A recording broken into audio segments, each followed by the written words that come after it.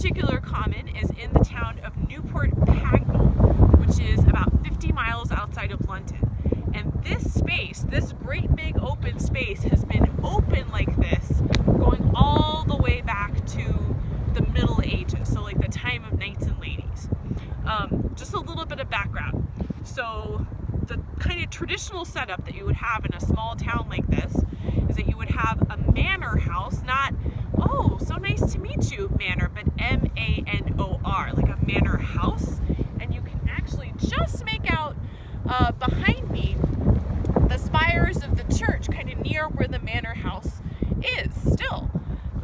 So you would have a very wealthy, aristocratic, powerful family living in the manor, the lord and the lady. So when you hear the phrase, the lord of the manor, it's literally the lord that lives in the manor house.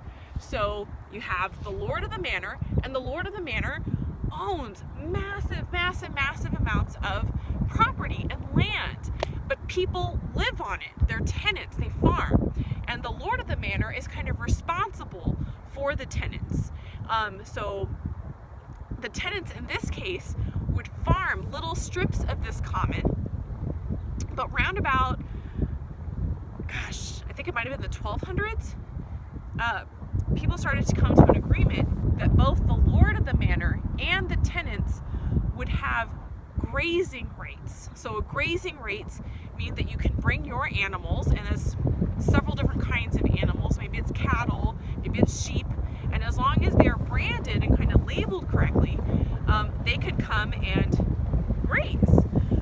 So somebody who owned common rights was called a commoner. You might have heard this word, so it's a commoner. So this great big common with grazing rights by the commons has been here hundreds and hundreds and hundreds of years. And over the years, it's been used for crazy stuff. Horse races, cricket games, grazing of the animals. A couple of weekends from now, they're actually going to do a great big recreation of a Civil War scene, which I think is awesome. But the reason that I think that it's neat is not just because it's been a space that's been open for so many hundreds of years, but the fact that it's public. So if you are a citizen of this town, or frankly, like if you live in England, you have access to this.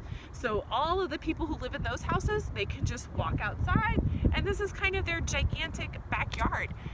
They have special kind of entrances to all the walking paths called stiles, but it's public. So in the US, we tend to think of land as something that's very valuable. It's valuable here too, but usually if you are walking out and about, you are in danger of trespassing onto somebody else's land. And if you live in Texas, that could be very dangerous for your health. But here they have public walking spaces all over the place, and I think that that's pretty wonderful. You might also recognize the term common because in the US, our first towns in New England, they still had this kind of tradition. So in the middle of Boston, there is Boston Common. And if you go to really little New England towns like in Vermont and New Hampshire and sometimes Connecticut, they will have a little green space in the middle. That's a common, much smaller than this, but kind of functions in the same way. So that's it. Thought you would like it.